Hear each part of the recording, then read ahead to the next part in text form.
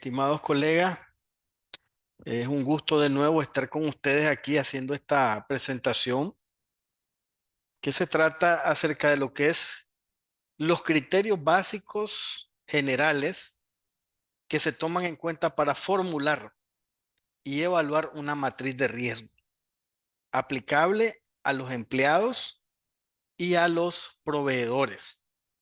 Cuando hablamos de empleados también hablamos de directivos en materia de prevención del lavado. Traemos esta presentación por dos cosas fundamentales. Primero, porque tenemos un diplomado de gestión de riesgo y este tema es fundamental dentro de la temática, ¿verdad?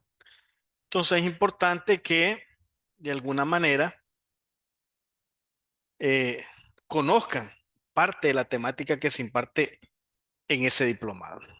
Y segundo, porque se ha convertido prácticamente en estos últimos meses y sobre todo en el año pasado en una, no podría decir tal vez tendencia, ¿verdad? Porque es decir, no es una tendencia real, pero sí que se da con frecuencias.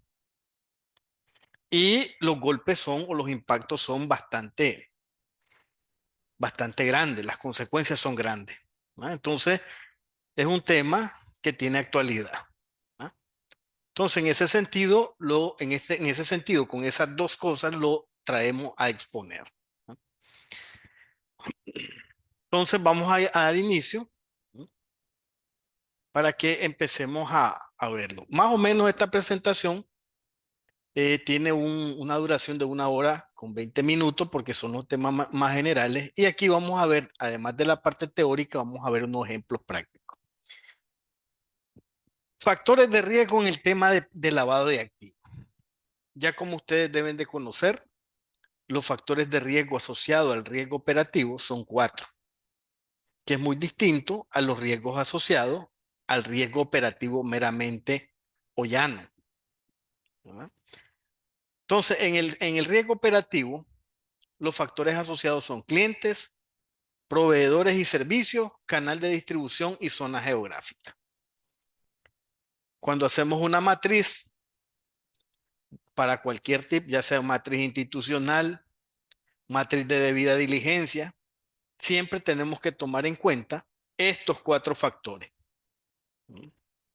Y cuando hacemos una matriz de riesgo operativo, la situación cambia. ¿Por qué? Porque son otros los factores de riesgo: procesos, personas, tecnología y medio ambiente o ambiente externo.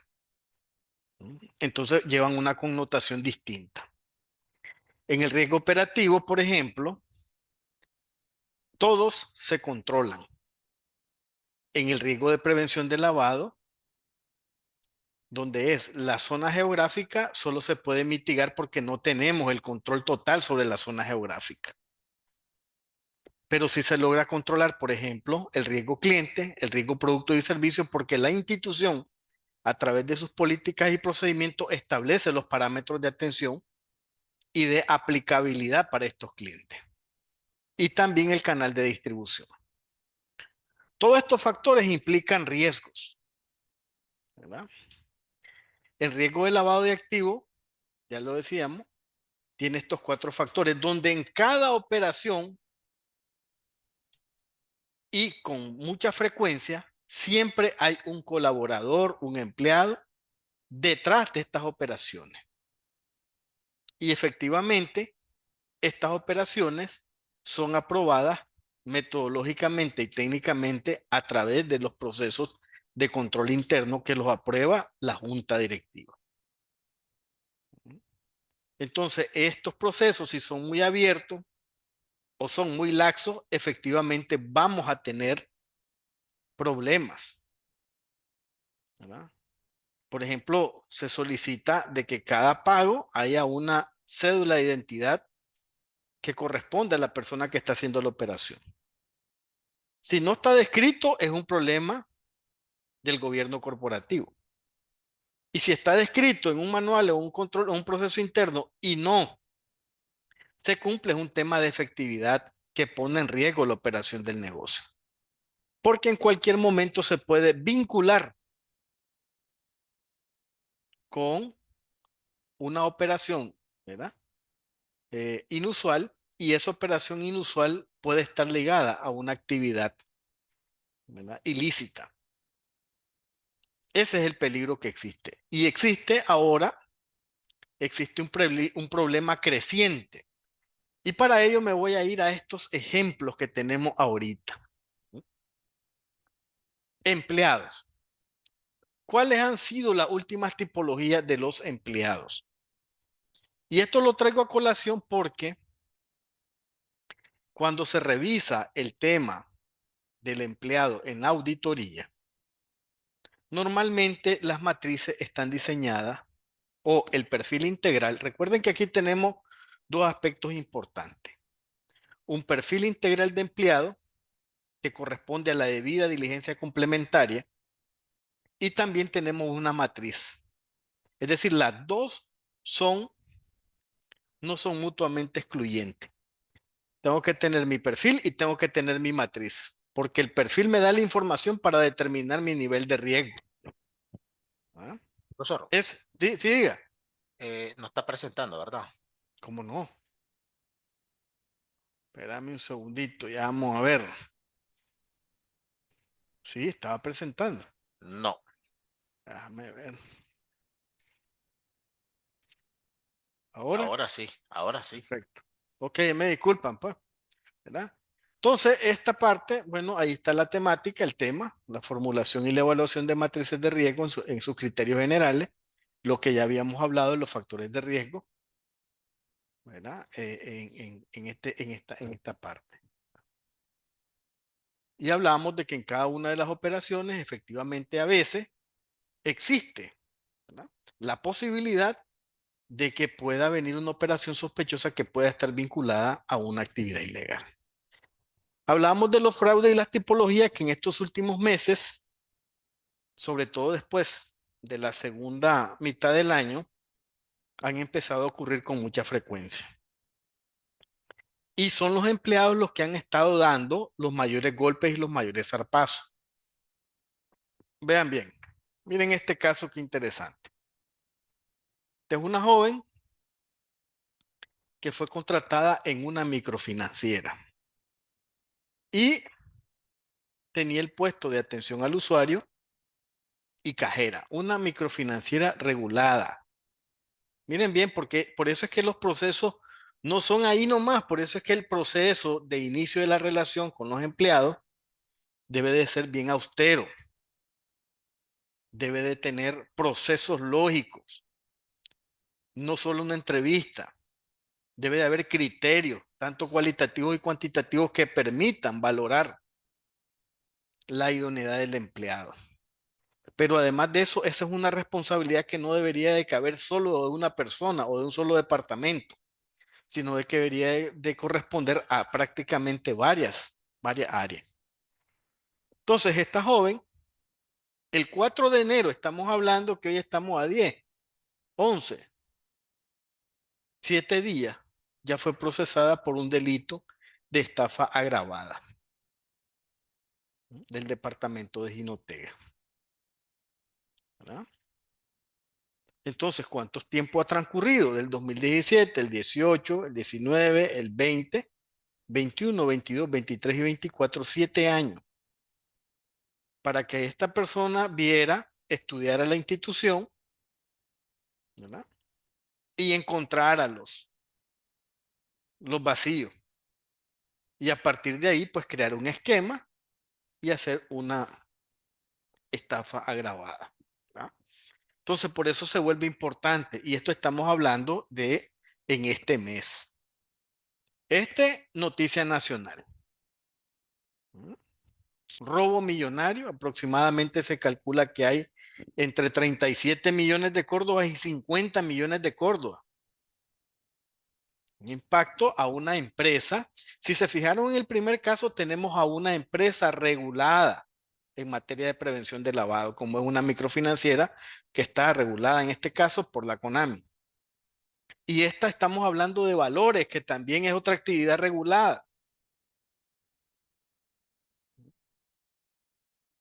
Y efectivamente nos encontramos con empleados que dentro de la institución encuentran los vacíos, la falta de proceso, la constancia en los procesos de auditoría.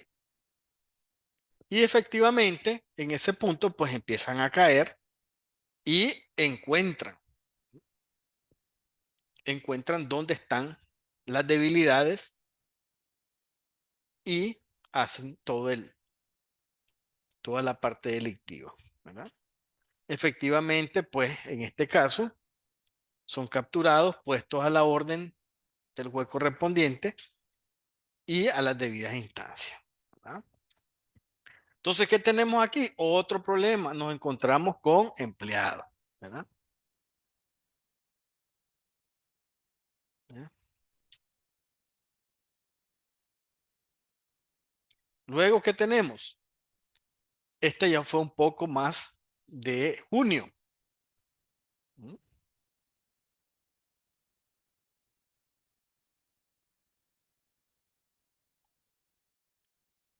Empleado que no pertenece, ¿verdad?, a una actividad regulada, como es ser periodista o presentadora. Sin embargo, se vinculó con el tema de vehículos. Y el vehículo, es decir, la comercialización, ¿verdad?, la renta, tiene que ver con regulaciones en materia de prevención de lavado. Y se vuelven a vincular y entonces detienen a esta persona. ¿Por qué? Porque tomaban con engaño. ¿Qué hacían? Tomaban la identificación de una persona, ¿verdad? Y a través de eso lo que hacían es que rentaban vehículos y luego eran vendidos y empeñados, ¿verdad? Y como la identificación era de otra persona, el rastreo era casi imposible, ¿no? Hasta que se rompió la cadena, alguien habla. Entonces, fíjense bien cómo ha venido la tipología en estos últimos meses, ¿verdad?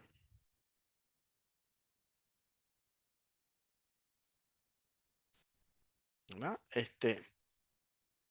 Cómo los empleados han tenido esa parte preponderante en el tema de riesgo operativo, ya sea en tema de lavado o en tema de, digamos, prácticamente en el tema de lavado, ¿verdad?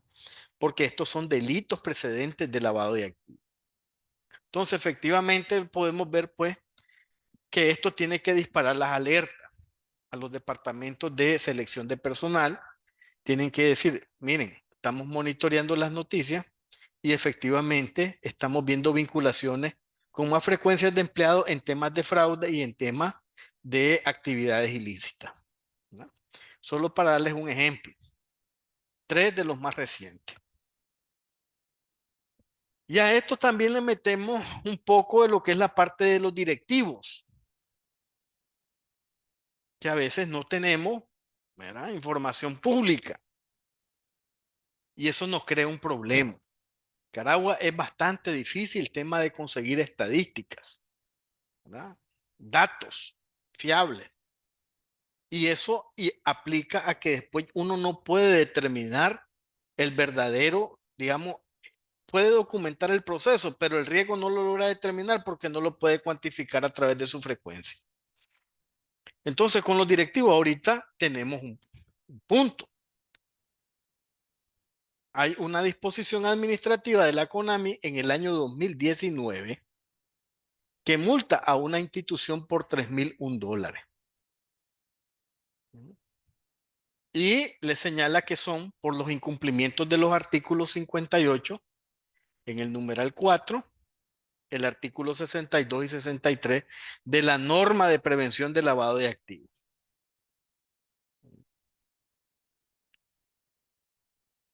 Y una amonestación a la junta directiva y al principal ejecutivo.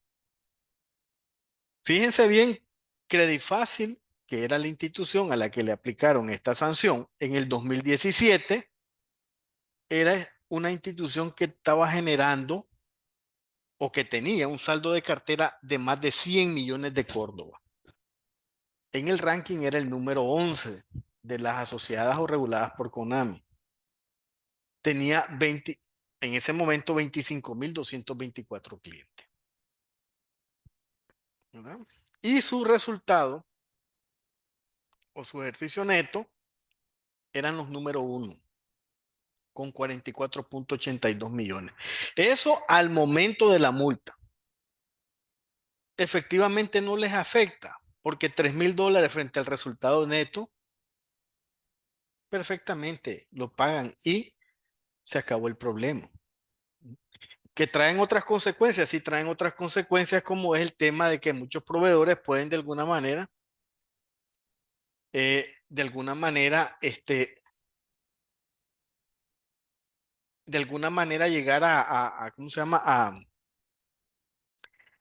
A que este tipo de institución ya no sea financiable por el nivel de riesgo, ¿verdad? Porque una multa en temas de prevención, en temas de lavado de activos, una multa que los proveedores de fondos le ponen mucha importancia. Entonces, estamos hablando de unas instituciones que llevan, ¿ya? Que son pioneras en el desarrollo y en la participación de la industria de la microfinanza, ¿verdad? Y luego, en el año 2023, ¿qué tenemos? ¿Verdad? ¿Qué tenemos en el año 2023? Bueno, veamos cómo ha afectado esta multa. Saldos de cartera han crecido, 92 millones, pero ahora ya se sitúa en el lado número 16. Tiene 32,475. Ha mejorado en sus clientes. Sin embargo, en los resultados acumulados a septiembre del 2023 está en el número 11. Puede que haya afectado, puede que algunos proveedores se les hayan retirado, puede, ¿verdad? No conozco a detalle, pero eso sucede. Algunos proveedores deciden y dicen, ya no seguimos con este tipo de relación porque puede ser peligrosa, nos puede vincular, entonces preferimos sacar nuestros fondos que nos paguen y no volvemos a financiarle. Pudo haber sucedido. Como les digo, no estoy en el dentro de la institución para conocer por qué ha habido una reducción tan drástica de los resultados del ejercicio en 5, a ver, del 17 al 23, en 6 años prácticamente, ¿verdad? Sin embargo, su cartera ha aumentado su número de clientes. Y efectivamente, la multa como tal queda bien corta para el tema de su gestión y de su recuperación. Pero ¿qué pasa? No queda ahí. En el junio del 2023, uno de los principales directivos se le abre una causa en Estados Unidos. Entonces, efectivamente, pues ahí ustedes en la información que tienen se descarga y se ve cuáles son todos los procedimientos que se está llevando a cabo en este juzgado. Ya traemos, digamos, ya traemos un poco desde atrás cuál es el comportamiento. Si ustedes se fijan, tanto en el tema de la tipología y de los empleados, traemos un comportamiento que ya viene, podríamos decir, no ético. Y solo esperan de alguna manera un vacío para, ¿verdad?, hacer cometer algún tipo de fraude o algún tipo de ilícito. Y aquí nos encontramos, por ejemplo, con el tema de que ya hay una institución que ha sido multada en el año 2017, ¿verdad?, y nos encontramos que ahora lo tenemos con un problema de falsificación de documentos. ¿Mm? Y efectivamente, pues hasta ahora no, la reguladora, el regulador no se pronuncia por este caso, digamos, que es bastante delicado porque es una de las instituciones, como les decía, pioneras en este sector, ¿verdad? Luego, el 14 de julio aparece esta noticia, ¿m?, donde pues hablamos de empresarios que de alguna manera los están detenidos o que son buscados, ¿verdad? Y hablamos que vuelve a aparecer uno de los directivos de esta institución, también por el mismo delito de falsificación de documentos, asociación ilícita para delinquir y todo con lo que está relacionado con un abogado, ¿verdad?, que se llama Dexter Carrión. Entonces, Esta es una tipología que todavía es más nudosa, de más nudos. Aquí no nos encontramos tan fácil con el tema del empleado que aunque hace su, ¿verdad? Su esquema, su valoración, además hace su forma de operar, pero es más fácilmente predecible, ¿verdad? Sin embargo, aquí en este tema ya hablamos de el ocultamiento a nivel digamos, de el uso de figuras de sociedades, empresas de fachada, etcétera, tráfico de influencias que es más difícil de detectar y de rastrear, ¿verdad? Sin embargo, en algún momento sale y sale a la luz. Entonces, en ese sentido, alerta, colegas, alerta en el tema tanto para los que contratan como para que los que revisan las unidades de control, ¿verdad? ¿Por qué? Porque es muy laxo el tema de revisión para lo que es el punto de, ¿cómo se llama? Empleados, directivos y proveedores. En algunos de los casos, sobre todo en las instituciones que he revisado, que son pequeñas, no tienen una matriz a veces desarrollada para sus empleados en tema de PLA. Y en algunos que sí la tienen, los factores están, aunque la tienen, son parcialmente, digamos, no muy profundos para poder determinar qué riesgos podían. Y dentro de los procesos mismos de la verificación de la debida diligencia, no tienen el tema de ir a confirmarlo, ¿verdad? Sino que hacen un proceso de gestión de reclutamiento en el que no se aseguran la verificación de la información. Y eso es delicado. Y por eso es que la normativa, en ese sentido, es clara, ¿verdad? Es clara en el punto que dice, la ley 977 en el artículo 15 del programa de prevención en su inciso D dice, debe de existir procedimientos de selección rigurosa para garantizar los altos estándares de contratación de los empleados. ¿Mm?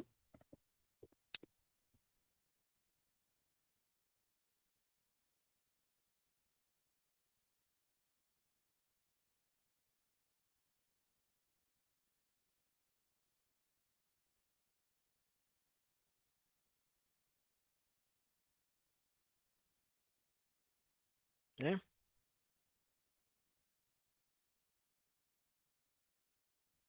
Y entonces establece esta misma ley en el artículo 41 la debida diligencia de los empleados.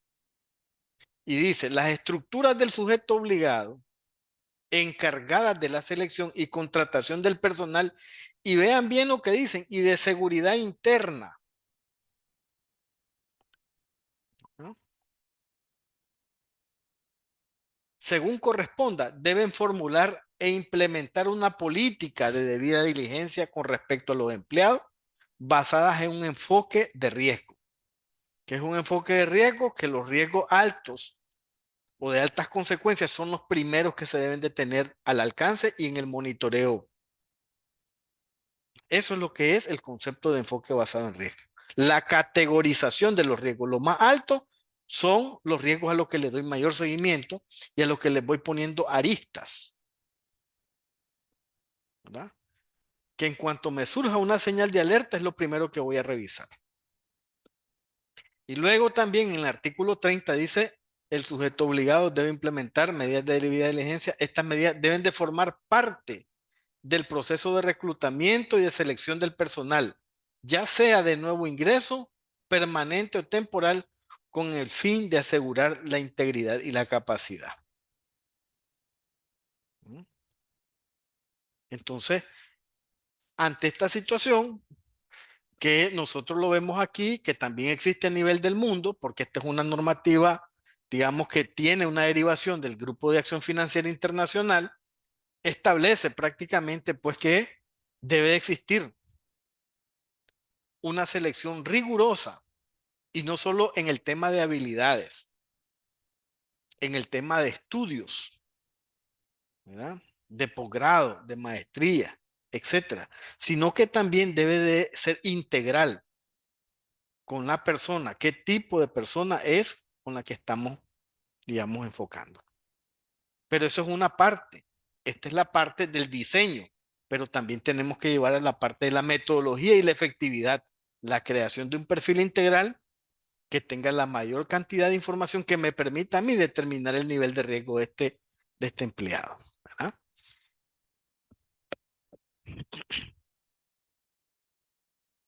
¿Verdad? ¿Qué tenemos aquí? El marco normativo para conocer al colaborador, ¿verdad? La norma de PLA de la CONAMI, aunque también está en la de la UAF para las instituciones que prestan dinero o que hacen intermediación financiera, pero que no están reguladas por la CONAMI, y también la Superintendencia de Banco establecen los parámetros y los criterios de la debida diligencia complementaria. Recuerden que en este tema de debida diligencia tenemos la debida diligencia y el conocimiento para lo que es clientes, ¿no? Y proveedores de fondos. Sin embargo, la complementaria es para el empleado directivo, ¿no? En este caso, se establece prácticamente, ¿verdad? Una estructura metodológica dentro de las normativas que exige de actividades y de procesos para poder elaborar una debida diligencia complementaria hacia los empleados, ¿verdad? Y dice lo siguiente en su artículo 24, la política de debida diligencia para el conocimiento del empleado de las instituciones de microfinanza, incluyendo el área de recursos humanos y de seguridad, miren bien, siempre toma el tema de la seguridad de los que son contratados como, digamos, seguridad interna. Debe formular e implementar una política y procedimiento de conozca a su empleado y que debe de formar parte del reclutamiento y la selección del personal de nuevo ingreso permanente y temporal que asegure un alto nivel de integridad y profesionalismo y capacidad del personal. Miren, derivado de la ley, lo apegan en la norma. Entonces, a la hora de nosotros establecer nuestra política y procedimiento, ¿verdad? Lo primero que establecemos es, ok, me están diciendo que conozca a mi empleado. ¿Qué aspectos fundamentales tengo que tener yo para conocer bien a mi empleado? Y es ahí donde empieza el tema de empezar a elaborar, ¿verdad? El perfil del empleado y el perfil del puesto. Y que ese perfil del puesto y ese perfil del empleado es el hilo conductor que me va a ir permitiendo a mí ir determinando qué cosas están asociadas con la integridad y qué cosas me pueden dar señales de alerta a la hora de evaluar a un empleado. Y vean, hay un tema. Nosotros en las prácticas que hemos hecho, en las elaboraciones que hemos o en las asesorías que hemos realizado, vemos algunas debilidades que son palpables.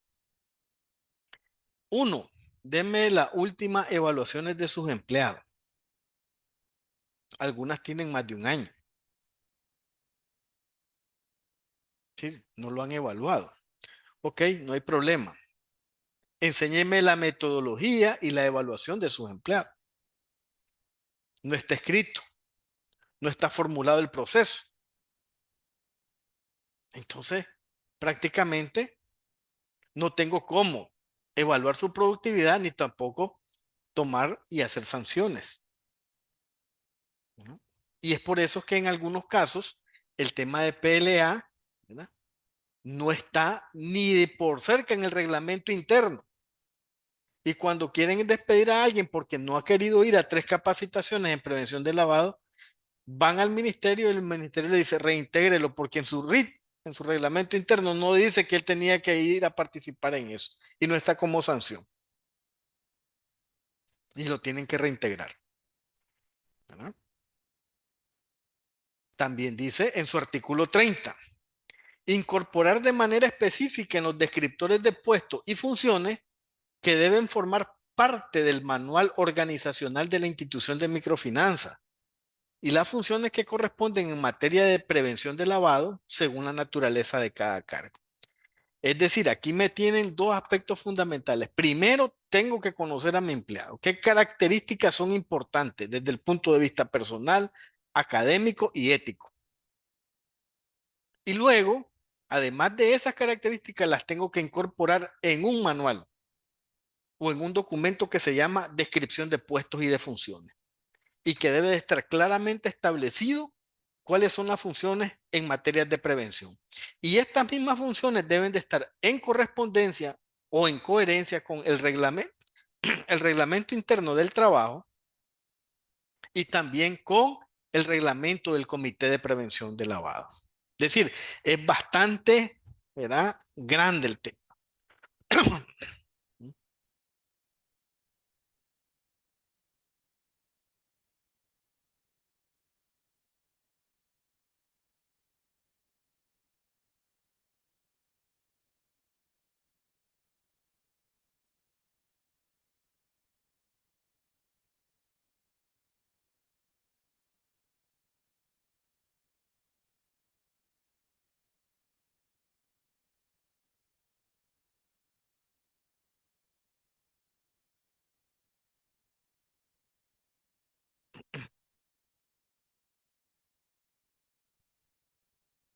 ¿verdad? Entonces, básicamente nos dan a nosotros los parámetros que tenemos que hacer, tanto como si somos personal operativo, los que estamos en el área de recursos humanos, que deban de conocer esta situación. Esto generalmente en las instituciones de microfinanza o financiera está prácticamente reservado solo al oficial de cumplimiento.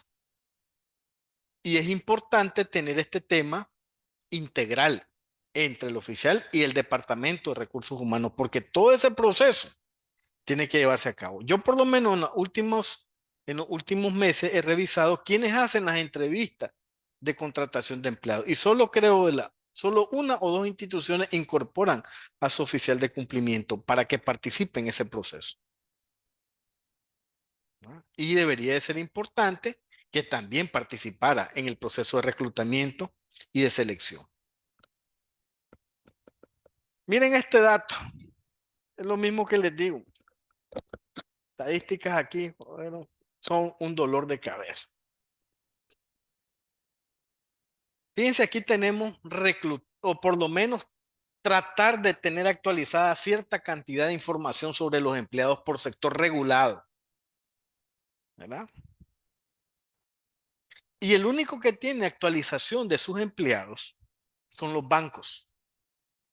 Los bancos a junio del 2023 reportaron, ¿verdad?, 9.940 empleados.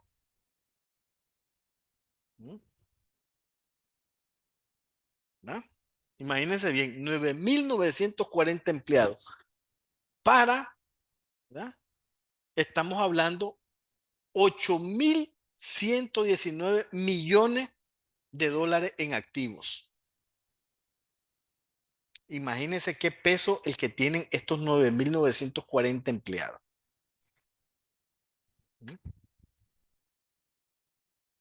Imagínense, 9.940 empleados que tienen que administrar 8.200 millones de dólares de activos.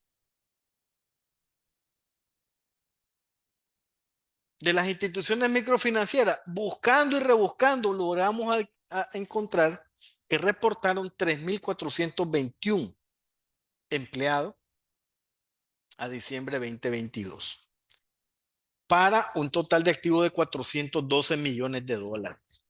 ¿Verdad? Menos pues el impacto, pero efectivamente también. Luego, lo relacionado al oro y las piedras preciosas, eso sí, ese dato casi se volvió imposible, mediodía. Hasta diciembre del 20 encontramos que había un documento que establecía la cantidad de trabajadores que hay, tanto por cuenta propia y por las empresas mineras, que se alcanzaban a 2.772 y con un total de activos de 444 millones de dólares. a esa misma fecha. Todos los activos están a la fecha correspondiente de cuando se extrajo el dato. Es decir, en ese momento el oro y las piedras preciosas tenían mayor cantidad de activos que las instituciones de microfinanzas. Y en el caso del comercio de vehículos nuevos y usados, llegamos ahí hasta en diciembre del 2018. No hay más datos ahí. 3.329 reportados como empleados para que administren 263 millones de dólares en activos. Entonces, ¿dónde está el mayor peligro en este punto? ¿Verdad? Prácticamente está concentrado tanto en los bancos hasta el comercio de vehículos nuevos y usados. Todo esto administran una buena cantidad. Y en las notas de este gráfico les pongo que las estadísticas no todas están actualizadas. Los activos, pues ya les dije, expresados en millones de dólares.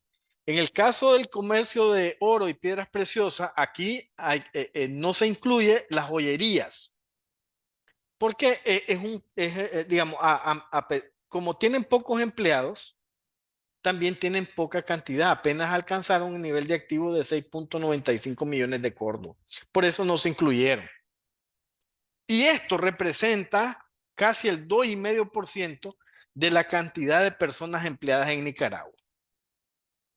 Es decir, que esto, digamos, es un tema que nos indica que hay una concentración en manos de empleados y trabajadores muy alta de la gran cantidad de activos. Y que en ese sentido nos puede decir a nosotros que es importante, ¿no?, tener una matriz de riesgo bien estructurada, porque de lo contrario se nos puede pasar algo y embarrarnos la vida. Bueno, ya miramos los casos que hemos presentado, tanto que están a nivel de empleados como a nivel de directivos, ¿no? ¿Dónde podemos ver esto? Bueno, en las cosas más simples de las empresas. Instituciones de microfinanzas, instituciones que venden vehículos, joyas, en una operación de pago. ¿Dónde está el riesgo? El primer riesgo empieza con la identificación. Una de las maneras para hacer operaciones fraudulentas es a través de el uso de identificación. Sacar una copia y la guardo, ¿verdad? Y hago mi esquema. Saco una copia, llega un cliente, ¿verdad?, y me hace un pago, le solicito su identificación y este cliente, digamos, es un gestor, no es directamente el que está vinculado con la operación. En ese sentido, guardo esa identificación y me puedo aliar con un promotor de crédito, uno de los casos que normalmente se ha visto. Y con este promotor hacemos una solicitud de crédito, ¿verdad? Y montamos un negocio. Si en esa institución no existe o es muy débil el proceso de la supervisión precrédito o postcrédito, puede tener ese problema. Y una vez montado, pues me coludo con el cajero, ¿verdad? Presento el caso al comité, no se revisa, no se verifica y por el monto 10,000 pesos a 4 meses de plazo, me lo aprueba. Y entre el cajero y la persona que haga la solicitud, se hace en él, ¿verdad? Se hace la operación. También solicitar planes de pago. Es un método que se ocupa para poder, digamos, establecer un vínculo fraudulento. Solicitar efectivo por operación. Mira, yo te puedo ayudar, pero me tenés que dar tanto. Te voy a sacar ese crédito, pero me das una parte. Eso es muy común. Consulta por parte del cliente. También, ok, me va a consultar, entonces, bueno, por cada consulta de este tipo te voy a cobrar tanto, ¿verdad? Inverosímiles, cosas así, pues se paga la consulta a la central de riesgo que vale $1.15 y el oficial le cobra 200 pesos. Y él entera, ¿por qué? Porque estos clientes viven tan largo que no pueden llegar a la sucursal. Y entonces le pagan los 200 pesos, llega allá y reporta solo los 60 acordos y el resto se lo reembolsa. y de eso tiene 30 clientes en el B. Entonces un ingreso, ¿verdad? Entonces igual el riesgo latente está en la colusión. Pero además de la colusión existe el tema del control interno. El tema de control interno que sea débil nos lleva a este tipo de problemas. Compra-venta de divisa, ¿verdad? Igual.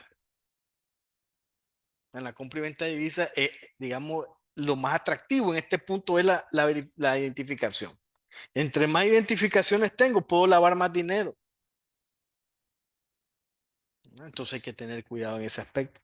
Igual solicitar el efectivo, las consultas de parte del cliente, que son riesgos latentes, la colusión. Y efectivamente complementa con el fraude. Vean bien, debilidades encontradas en la evaluación sectorial del 2018 y del 20 en los vehículos nuevos y usados. La primer debilidad es que no hay o falta la implementación de perfiles de identificación del cliente. Si no tienen perfiles para identificar al cliente, efectivamente no van a tener perfiles para identificar al empleado ni al directivo. Y la segunda es que faltan capacitaciones al personal sobre prevención, detección y reporte de actividad relacionada. Y la tercera, que es la falta de reporte, del envío de reporte, ¿no? Entonces estas tres cosas se complementan y hacen un caldo, ¿verdad? Para que pueda fluir prácticas o malas prácticas en este sentido y poder estar vinculado con operaciones sospechosas. Aspectos importantes para el diseño de una matriz de riesgo para los empleados, ¿verdad? Veamos bien.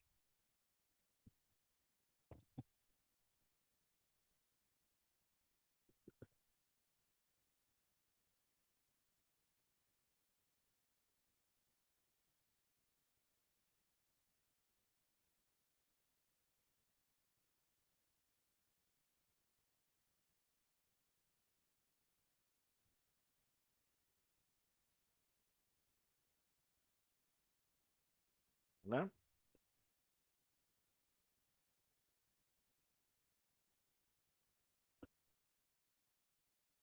Tres puntos en el caso de los empleados. El primer aspecto importante y que debe de tenerse en consideración con el tema de recursos humanos es cómo determinamos el perfil del puesto, ¿verdad? ¿Y qué significa la determinación del perfil del puesto? Uno, definir la conformación dentro de la estructura de la organización. Ese es el primer paso. ¿Dónde va a estar? ¿Quién va a ser el jefe de esta persona? ¿O a quién va a dirigir esta persona? ¿Cuáles van a ser sus responsabilidades? Ese es el primer punto. Y segundo es determinar y aprobar. Una vez que ya tengo estructurado el perfil de este puesto, que debe llevar muchas cosas, digamos, información personal, responsabilidades, interacción, eh, aspectos de requerir información de él o del postulante, las relaciones, digamos, dentro de la organización con quién es y con qué frecuencia. Todo esto va determinando el perfil del puesto. ¿Qué capacitaciones debe recibir antes que empiece a desempeñar su puesto? Todo eso se estima en una matriz de perfil de puesto. Y una vez que está determinado eso y se tiene el conjunto de perfiles de puesto, hay que determinar, aprobar y presentar el proceso de reclutamiento, de selección, de capacitación y desarrollo profesional de toda la masa de postulantes o de empleados. Y esto nos va a permitir, en un tercer punto, definir las funciones, digamos, de manera más específicas y estructurar el diseño de la entrevista y de la solicitud de empleo. Es el primer paso para el tema de los empleados. ¿no? Una vez que ya tengo determinado mis perfiles de puesto, determino el perfil del empleado que tengo o que solicito para este tipo de estructura. Y lo primero se estructuran las características. Aquí está, en la determinación del puesto están todas las características idóneas, lo que nosotros queremos. Pero en la determinación del perfil del empleado es lo que nos vamos a encontrar en el mercado y lo que tenemos que adecuar a las necesidades de la operatividad o el modelo de negocio que tenemos. Y en ese sentido, vamos a tener que tener una determinación del perfil de empleado. Y ahí que tenemos que hacer es estructurar las características de este candidato. Y ahí sí profundizamos en el tema de educación, ¿verdad?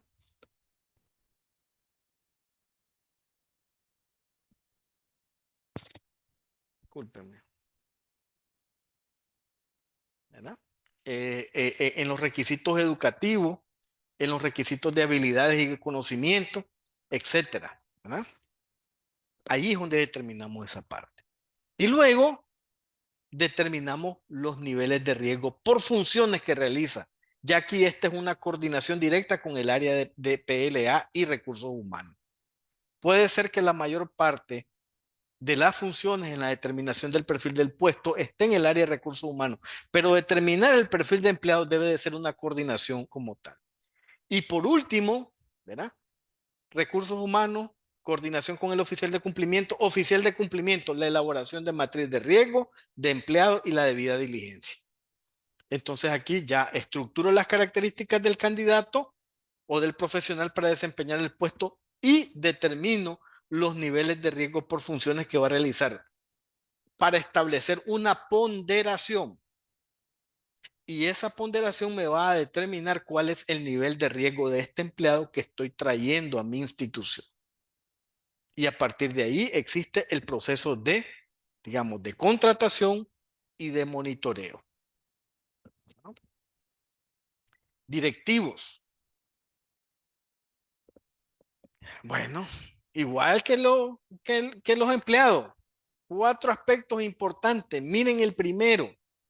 ¿Qué reviso de mi empleado? Es decir, del directivo, que este no es empleado, este es los que desarrollan las políticas, aprueban las políticas de debida diligencia, etcétera. Tengo que tener un perfil de directivo. Y en ese sentido, pues tengo que conocer y dejar plasmado cuál es la participación accionaria en la organización y tener en cuenta si es o no el representante legal. Dos, si es un PEP, una persona expuesta políticamente. ¿Mm? Todo eso tiene que estar determinado en un perfil integral. ¿Cuál es el valor patrimonial? Algunas de por lo menos la UAP pide que sea certificado. La CONAMI no tanto, ¿verdad? Y luego el cuarto paso, que es muy importante, estimados colegas, es que se verifique las referencias bancarias, comerciales y personales. Vean que a veces da susto cuando usted va y va a verificar una referencia personal y el empleado ya no vive ahí, vive en otro lado y nunca le reportó que se había cambiado de dirección. ¿No? Entonces, esa es una cuestión importante, ¿no? Que hay que tomarlo en cuenta. Entonces, aquí tenemos tres aspectos que se llama la trilogía antilavado. El primer punto, ya lo vimos, de manera muy rápida, conozcamos a nuestros clientes. ¿Qué es conocer a nuestro cliente? Es recopilar información y actualizarla. Verificar la información. Hacer un perfilamiento del cliente y hacer análisis de vinculados con representantes legales y accionistas y posteriormente el tema de monitoreo de las operaciones. Dentro de esta trilogía ahora viene el complemento, conozca a su empleado. Igual, recopilan y se actualiza la información. Importante, verifiquen la información. Importante, perfilamiento de empleados y el análisis de vinculaciones. Igual el monitoreo en el tema de incrementos patrimoniales cuando se miden, ¿no? Y por último, conozca su mercado. Información del sector donde está, verificación de la información y el monitoreo a las tipologías y los casos del sector, ¿verdad? Eso sería lo más importante en este punto. Y luego tenemos aquí el tema fundamental. El manual de políticas y procedimientos deriva de las consideraciones importantes. ¿Cuáles son estas? Bueno, un manual de política y procedimiento debe de estar enfocado en una debida diligencia correcta, bien diseñada, tanto para su cliente como una debida diligencia complementaria, con estadísticas, con aspectos, digamos, marcados en cuanto a las tipologías, ¿verdad? Que es importante ese monitoreo de conocer cómo se mueve el tema de la delincuencia, ¿verdad? El narcotráfico, ¿verdad? El fraude, etcétera. Luego conozca a su corresponsal, a su gestor. Yo no puedo ir a pagar mi crédito, voy a ir a pagar un gestor. Ok, tengo que tener una política de conocimiento de mi gestor. Y además debo de conocer mi mercado, cómo me muevo, qué nivel de riesgo tiene este mercado. Las instituciones microfinancieras, el tema de venta de vehículos de joyas, son sectores de alto riesgo. Y no es que lo diga yo, lo dicen sus propias evaluaciones sectoriales. Y por último, conozca a su proveedor. Entonces, el manual de política y de procedimientos en materia de prevención de lavado debe de tener todas estas políticas de control interno que establecen, ¿verdad? ¿Verdad? Que establecen el conocimiento, ya sea de su cliente o de su empleado directivo o de su proveedor. Dentro de las consideraciones importantes, miren lo que dicen las personas que escriben. Es preciso mencionar que el factor humano es el elemento primordial de toda política de prevención de delitos financieros.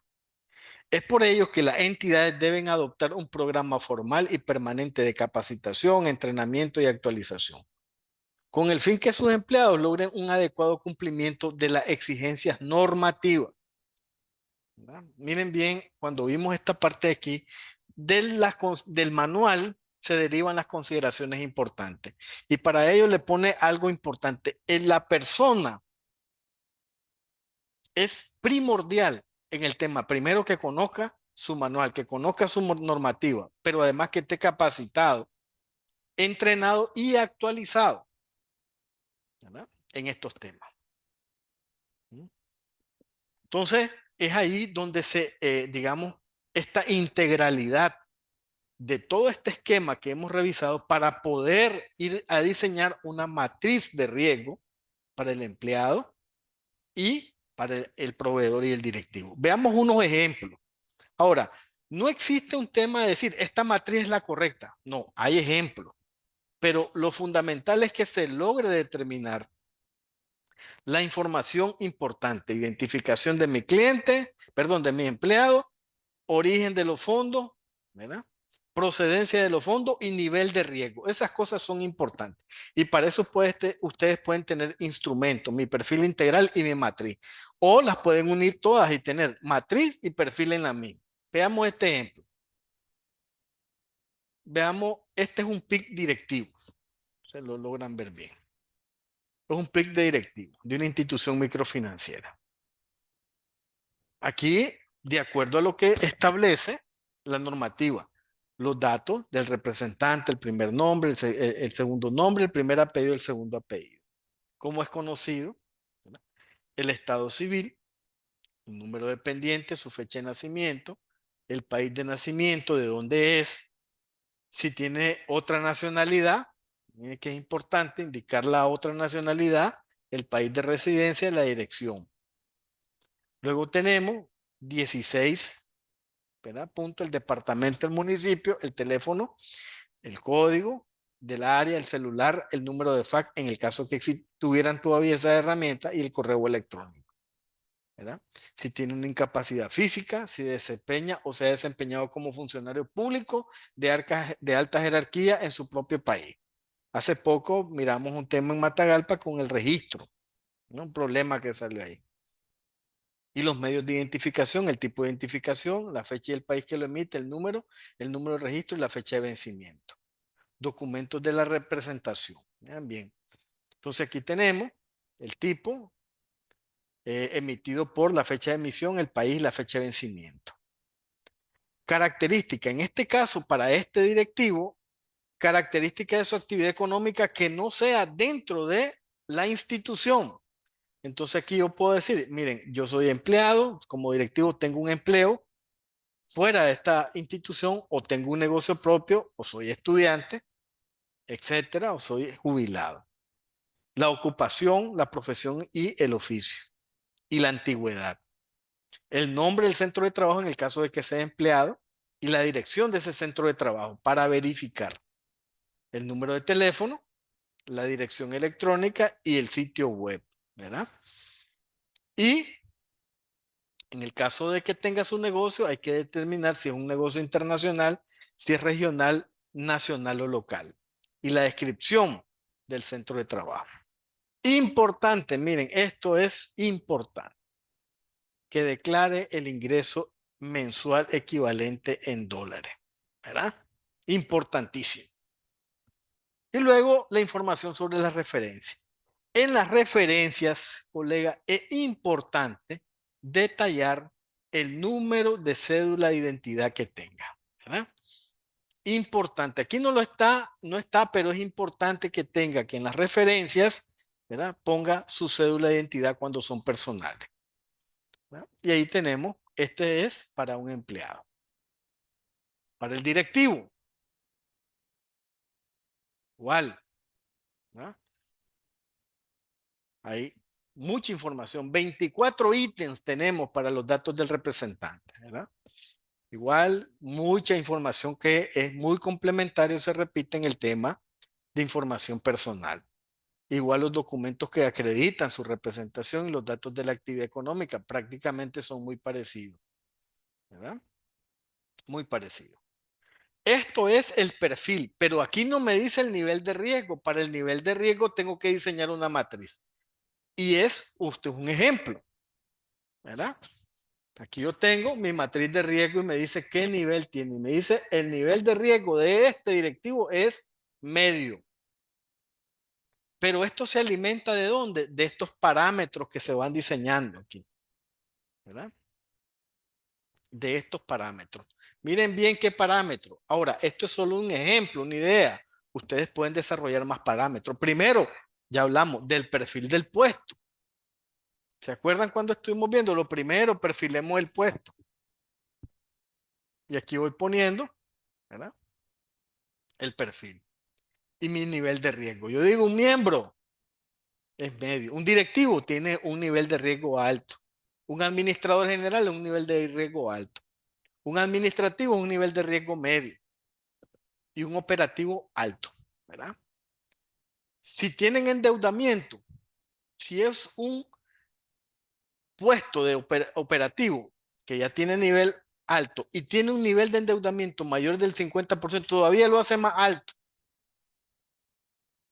Y aquí vamos también definiendo los ingresos familiares, ¿verdad? Si este es un miembro que tiene menos de 10.000 Córdoba, nivel de riesgo alto, y así sucesivamente hasta llegar a los cargos administrativos y operativos que están configurados como riesgo medio. Todo esto es parte de una ponderación natural o determinada por la misma organización. Todo esto puede cambiar. Después tiene la relación con los PEP, ¿verdad? Y aquí se establece el nivel de calificación. Los factores se determinan a través de esta pequeña matriz y usted va cambiando. Perfil del puesto es un operativo, le dice que alto. El nivel de endeudamiento es entre el 31 y el 50%, le da medio. Y tiene un ingreso entre 25.000 y 50.000. No tiene relación con PEP, ¿verdad? Ni está, digamos, vinculado con eso. Entonces le dice que su nivel de riesgo es medio estándar. Y aquí complementamos con los ingresos, ¿verdad? Familiares o laborales, la descripción del negocio, el ingreso por las actividades propias, si los reciben, qué moneda y cómo lo hace, si es en efectivo, transferencia o cheque, etcétera. Y esto me queda a mí y lo firmo, o firma el oficial de cumplimiento, la debida diligencia complementaria. Como les digo, pueden haber cosas así, por ejemplo, ¿verdad? Que se unan el perfil y el riesgo, porque automáticamente me genera a mí, claro, aparecen los parámetros, son muy idénticos, ¿verdad? Y en esta matriz pues ¿sí?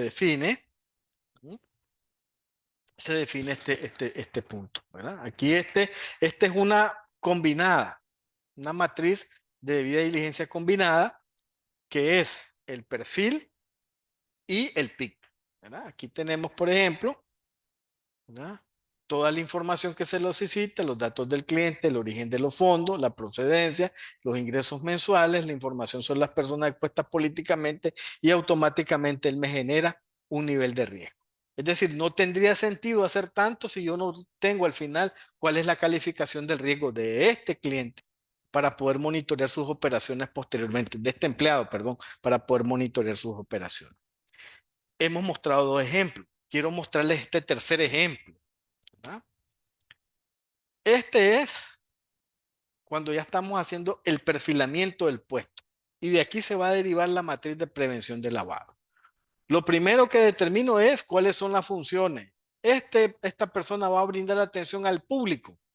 Inmediatamente se vuelve en un funcionario de alto riesgo. Va a realizar o va a autorizar transacciones. Alto riesgo. Va a autorizar manuales, políticas y procedimientos. Alto riesgo. Va a manejar efectivo. Alto riesgo. Va a tener acceso restringido a información o documentación sensible, es de alto riesgo.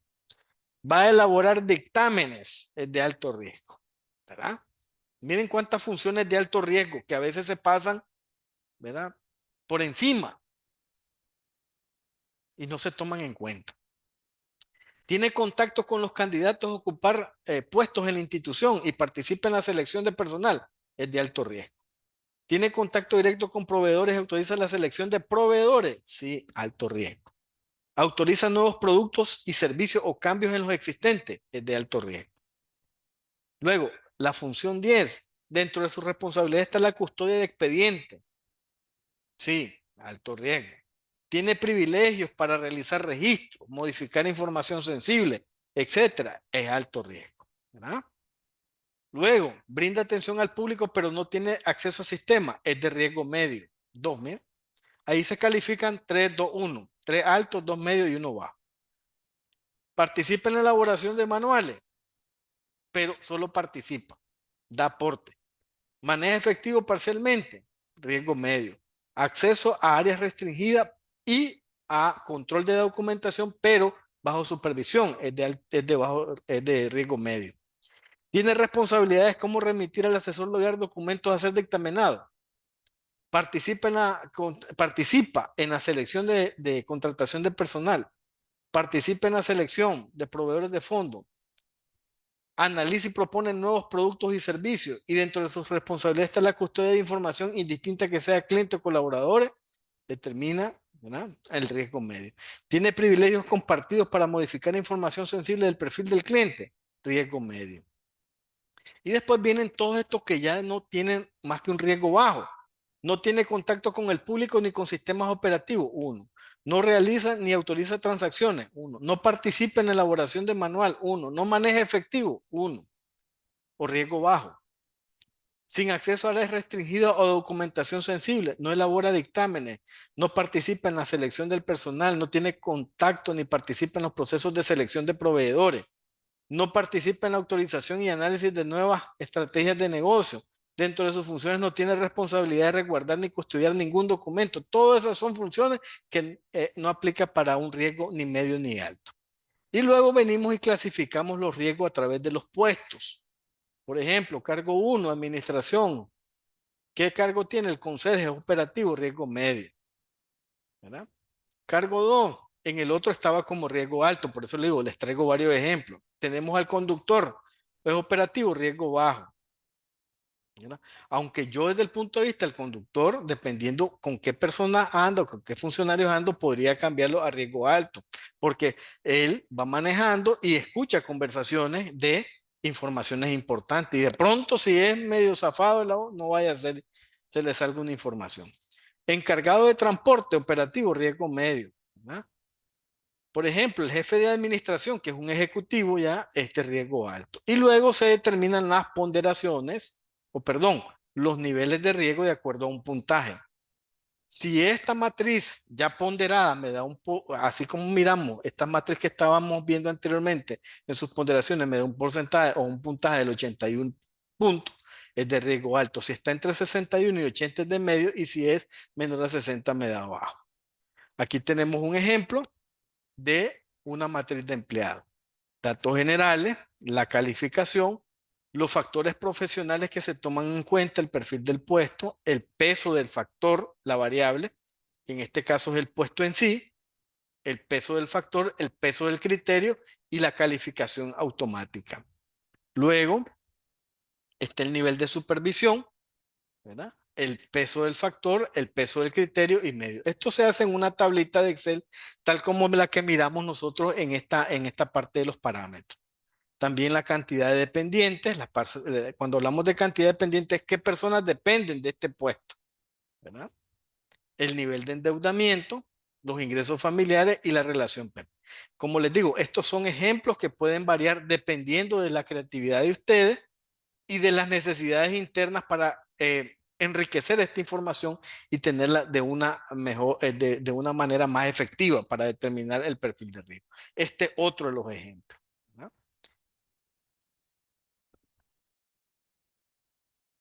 Desde empleados y directivos, de empleados, ¿no?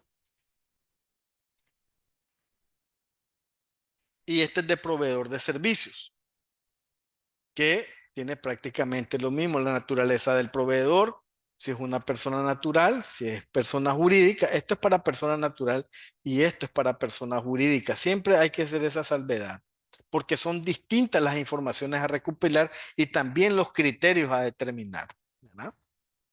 Importante, la naturaleza del proveedor, el nombre, el estado civil, país de residencia, el correo electrónico, la información que necesitamos. ¿Qué más? La identificación, el tipo de identificación, el número de identificación, la fecha de emisión y de vencimiento.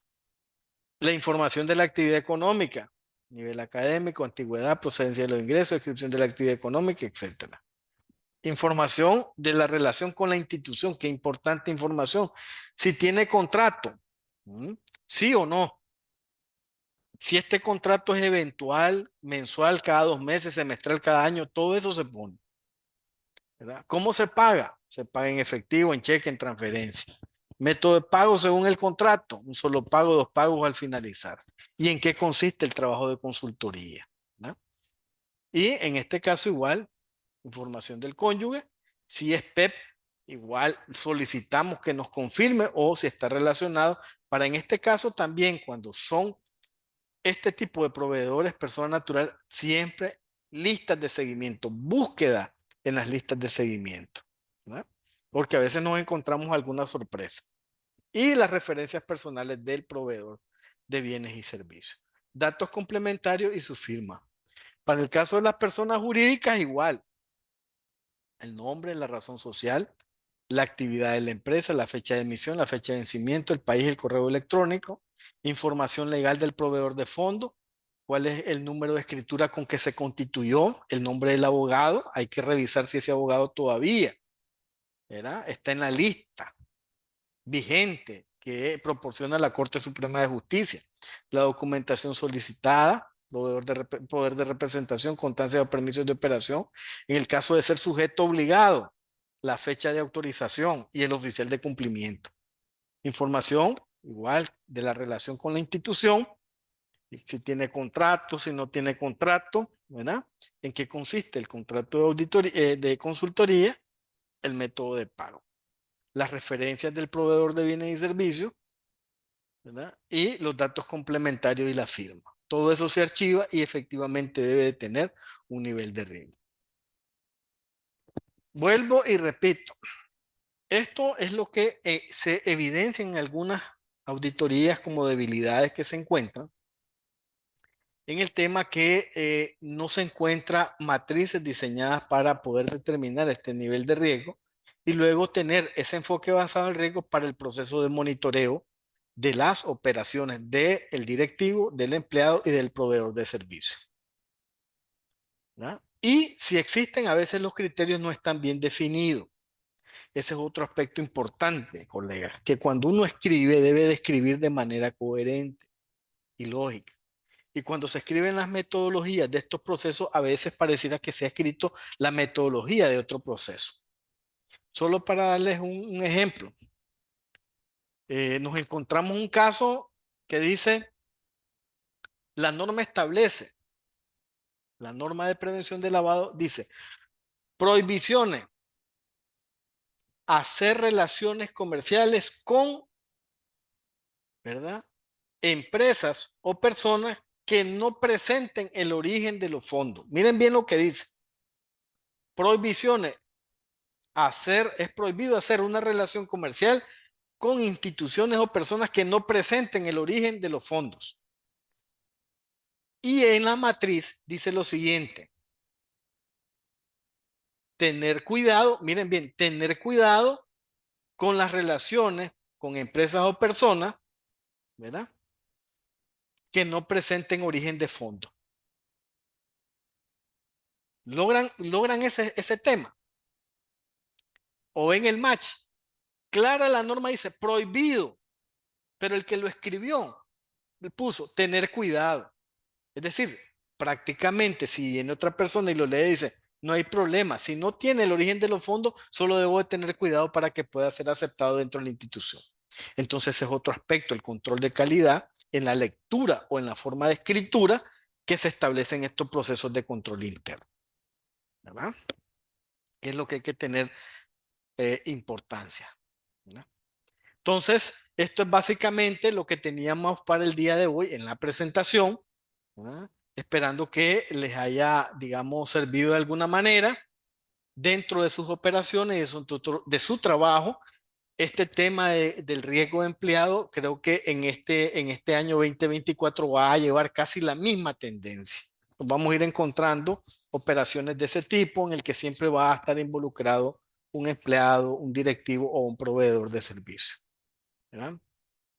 Lo otro es que esta es parte, como les decía, parte de la temática que se entrega o que se explica ya de manera más particular y específica, como es la elaboración de las matrices en el diplomado de gestión de riesgo que ya se está promoviendo por parte del Colegio de Contadores. No sé si tienen alguna pregunta, alguna inquietud de la presentación.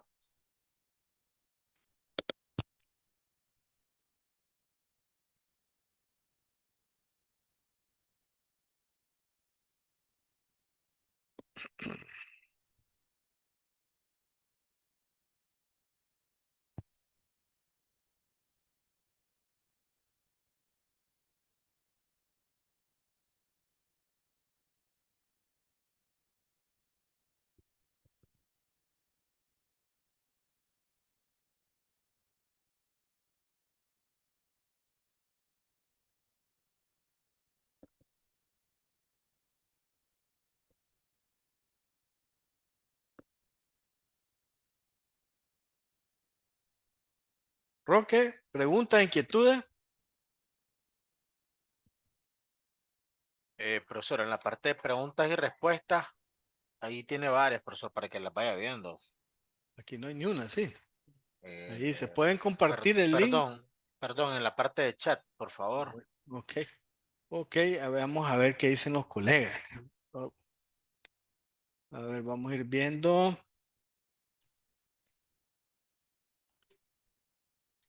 Buenos días, Dios nos bendiga, está bien. Veamos, maestro ingeniero Roque, ¿verdad? Lo del certificado, para el certificado.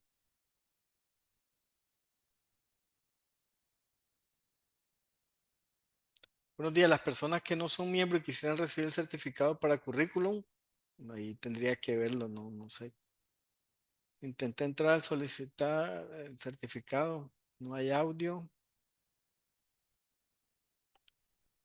Para solicitar el certificado de la participación. Lo del material, sí, la presentación se las voy a pasar. Lo que no les prometo son las matrices, ¿verdad? Porque eso es parte del material para el diplomado. ¿No? El material, la presentación va para que tengan ahí algunas cosas. En el ámbito, dice, esta es Javier, dice, ¿podría explicarnos cuál es el ámbito de acción de la gerencia de riesgo? ¿Es control preventivo o reactivo? No. La gerencia de riesgo, todo lo que es riesgo o prevención de riesgo, tanto operativo de PLA, es preventivo, colegas. Ya lo reactivo no tiene nada, es decir, ya no sirve para nada. Si usted agarra una matriz, ¿verdad? De riesgo institucional y hay controles reactivos, ya no le sirve para nada. Es decir, es de más que se hayan escrito así, pues. Ya su nivel de eficacia no fue efectivo, ¿verdad? Y luego dice, ¿cómo diferenciar su ámbito con relación al rol del auditor y el responsable de cumplimiento? En este caso, vean lo siguiente. El auditor es el que da o el que hace la revisión del programa de prevención de lavado, ¿verdad? Y en ese sentido, pues debe de haber una estrecha coordinación. ¿Qué sucede? Que muchas veces los colegas auditores, con todo el respeto que ellos se merecen, a veces no están apropiados de las normas. Fíjense que nos encontramos normas con las que evalúan el programa de prevención de lavado que ya están desfasadas. Y ahí lo que me da a entender es que no existe coordinación o interacción entre PLA y la auditoría interna, ¿verdad? Y efectivamente, como les digo, tal como lo determina la norma, la auditoría es quien hace la revisión del programa de prevención de lavado. ¿Mm? Gracias ahí a los colegas, pues tratamos, miren, lo más difícil de estas presentaciones es conseguir datos. Usted, qué dolor de cabeza. Los de Excel no, no creo. La presentación sí se las doy. Esas sí tengan por seguro que se las doy. Sí. Dice, ¿quién evalúa el desempeño laboral así como el nivel de riesgo del gerente de riesgo? La CONAMI. No.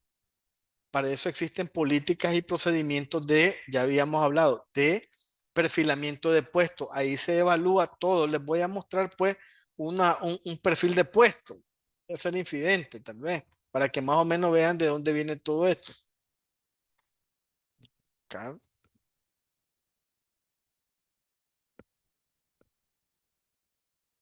Perfil del puesto, por ejemplo. Vean, este es un perfil que forma parte del descriptor de puesto. Miren cómo está en el organigrama, dónde está la misión del puesto, ¿verdad? La identificación, el nombre, el objetivo del puesto, las funciones que tiene que realizar. Todo es lo primero que se hace. Esta, la parte de determinación del perfil del puesto, ¿verdad? Con quién tiene relaciones, las relaciones externas, con qué instancias, ¿verdad? ¿Qué decisiones debe de tomar? ¿Cuáles son los retos del puesto? Los puestos subordinados, el perfil del profesional, ¿verdad? Las competencias que debe de tener, el ambiente de trabajo, la temática y los documentos de inducción al puesto, ¿verdad? Y ese es un perfilamiento de puesto. A veces no todos lo tienen completos, pero sí han desarrollado, digamos, metodología para hacerlo. Y eso es importante.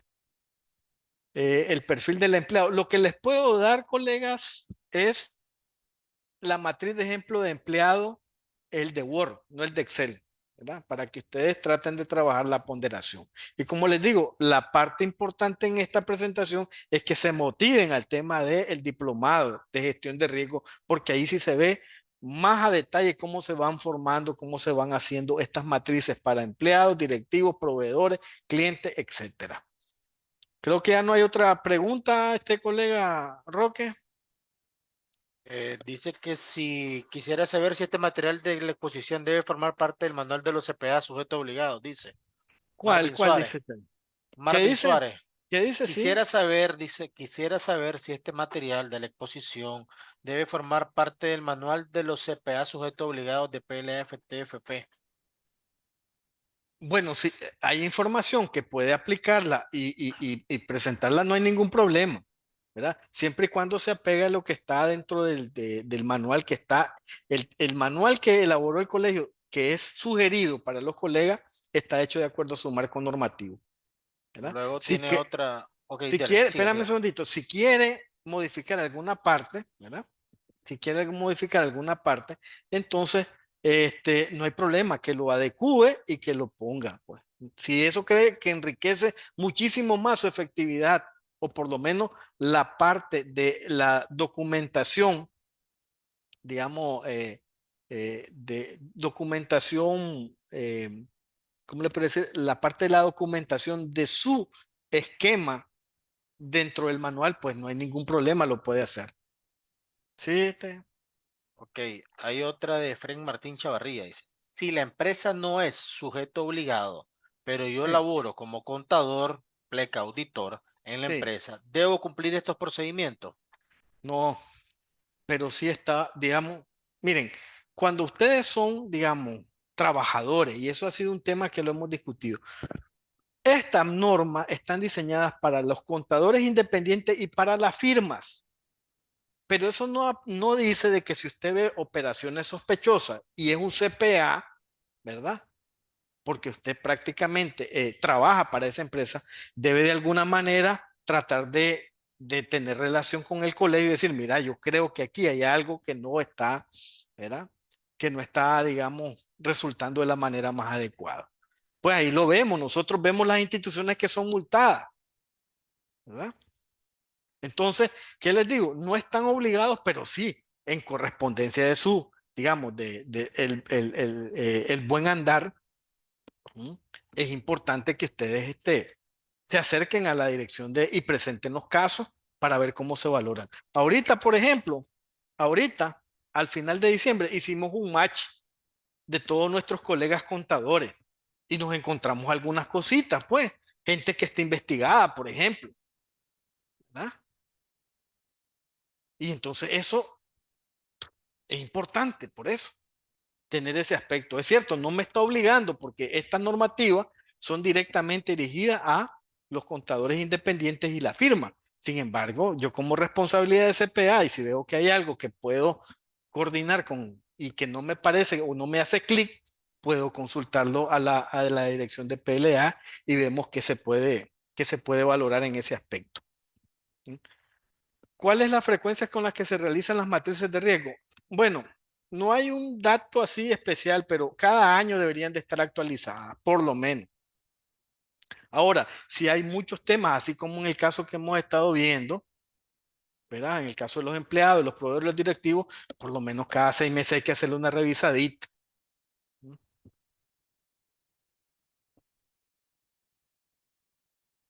Pregunta José Aristides Velázquez. Dice, Sí. ¿cómo establecer un procedimiento para identificar cambios en los estilos de vida de los colaboradores? Eso va a depender básicamente de su propia metodología y de qué parámetros está tomando. ¿Verdad? Por ejemplo, digamos, si existe información patrimonial, la tienen que dejar por escrito en el perfil. Y también es importante el nivel de endeudamiento. ¿Por qué? Porque ese tema ¿cómo le puede decir? Esencial. Conocer cómo se comportan los niveles de deuda de sus colaboradores. ¿Verdad? Si vemos que es un nivel estable, pues uno va diciendo, pues normalmente esta persona nunca se endeuda o mantiene bien estructurado su nivel de endeudamiento, pero si vemos, al inicio del año tenía $2,000 y al primer semestre ya tiene $6,000 y en el otro semestre ya lleva por $8,000, hay que tener cuidado porque el nivel de endeudamiento presiona a las personas, ¿no? Y ahí de pronto puede ocurrir algún problema. Este tema que presentamos en el primer caso es un tema de nivel de endeudamiento. En el caso de los proveedores, los requisitos que se solicitan pueden variar o acoplarse. Igual, sí, aquí no hay una caja de, digamos, no hay una camisa de fuerza. Pueden acoplarse al giro del negocio, ¿verdad? Pero que es importante tener en cuenta, primero, que sea una empresa formalmente, que tenga su número RUC actualizado, que pueda demostrar el origen de los fondos, que pueda conocer cuál es el principal ejecutivo. ¿Mm? ¿Y qué experiencia hay de esta institución en el mercado? ¿Qué me debería llamar la atención? Si es una empresa nueva, eso me debería llamar la atención. ¿Verdad? ¿Quién en la entidad financiera es el que le da seguimiento a esas alertas sobre endeudamiento? Esto, como ya dije, es una coordinación. Efectivamente, el área de prevención de lavado es quien debería de determinar cuáles serían las alertas en este punto y coordinar con el área de recursos humanos y decirle, mira, tengamos esto. Porque es recursos humanos quien tiene que cada cierto tiempo hacer consultas en las centrales de riesgo, ¿verdad? Ellos debería haber una política de recursos humanos, es decir, cada 6 meses vamos a estar evaluando su nivel de endeudamiento. Y entonces esto es en conjunto. La alerta debería definirla el área de cumplimiento de PLA y coordinarla con el área de recursos humanos. Si no hay otra pregunta, pues yo les agradezco mucho. Les voy a remitir como material el ejemplo de la matriz para empleados de Word y el material, pues. Y si el material les sirve, pues bienvenido para ustedes, pues. Y muchas gracias por su atención.